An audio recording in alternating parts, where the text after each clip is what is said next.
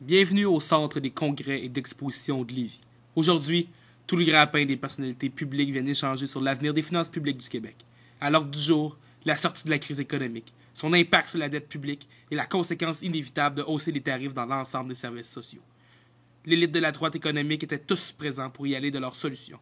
Se succèdent des journalistes polémiques comme Jean Lapierre, différents ministres comme Serge Ménard, les maires de certaines grandes villes comme Gérald Tremblay et même l'élite syndicale avec à sa tête Claudette Carbonneau.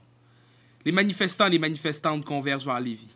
Environ 250 personnes se sont massées pour un comité d'accueil à l'appel de la coalition contre la hausse des tarifs et les coupures dans les programmes sociaux.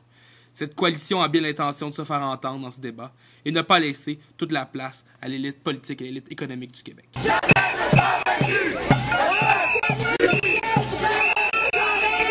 On nous a annoncé des hausses de tarifs. Il y a une coalition qui s'est mise sur pied, la coalition contre la tarification et la privatisation des services publics.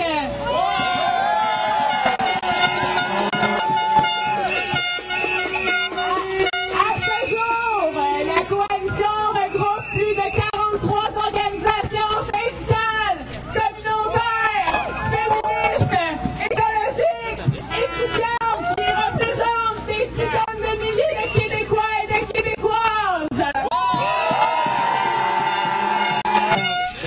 Cette action, c'est la première action de la coalition, mais on vous le promet, M. Charest, c'est pas la dernière. Une immense facture a été fabriquée pour symboliser où trouver l'argent pour financer les services publics. Malheureusement, les portes de l'établissement étaient closes. Cela semble clair, la population n'a pas son mot à dire dans ce débat. Il y a des alternatives à la coupure, aux coupes dans les programmes sociaux, dans les services publics. Il y a des options différentes. Alors nous voulons envoyer un message au gouvernement qui va chercher d'autres options. On comprend actuellement que le gouvernement n'a pas envie d'entendre notre message au niveau des droits humains. La situation est vraiment difficile pour les personnes au bas de l'échelle. Il n'y a personne qui a été invité à l'intérieur. Au Front commun des personnes assistées sociales, on représente 500 000 personnes et ça n'a pas été possible pour nous de rentrer à l'intérieur. On pense que c'est des gens qui ne sont pas écoutés et qu'actuellement, il y a des moyens d'aller chercher la richesse pour la redistribuer. Les manifestants et les manifestantes s'impatientent. Ils décidèrent donc de s'accoler aux abords du bâtiment, histoire de faire un maximum de bruit et de perturber la rencontre.